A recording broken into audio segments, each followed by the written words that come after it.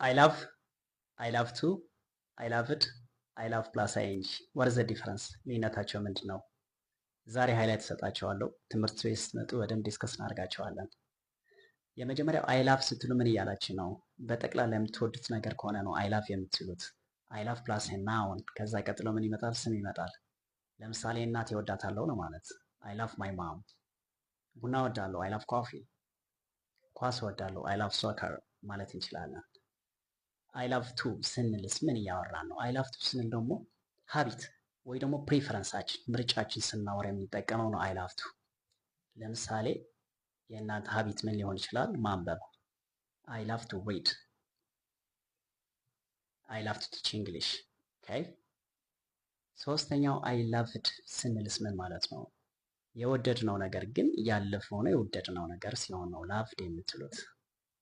ለምሳሌ ትናንት ያየነው ፊልም በጣም ነው የወደድኩት ለማለት ምንድን ነው ማለት ያለብን? አይ ላቭድ ደ ሙቪ ዊ ዋችድ የስተርዴይ እንላለን።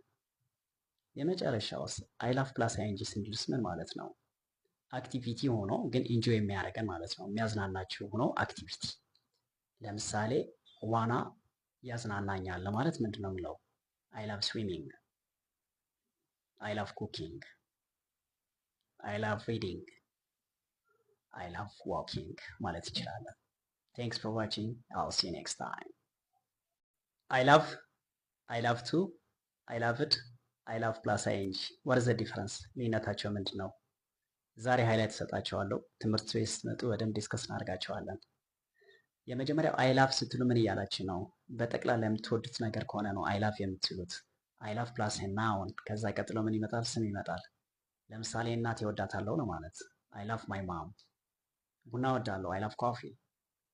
ኳስ እወዳለሁ አይ ላቭ ሶከር ማለት እንችላለን።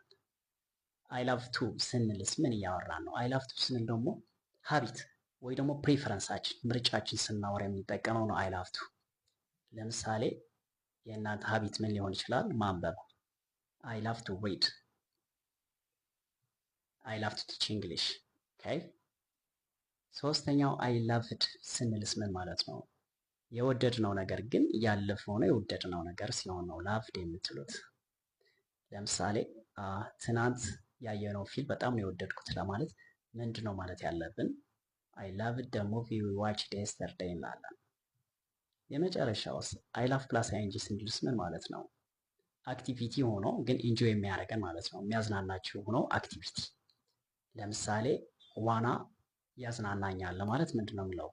አይ ላቭ ስዊሚንግ፣ አይ ላቭ ኩኪንግ፣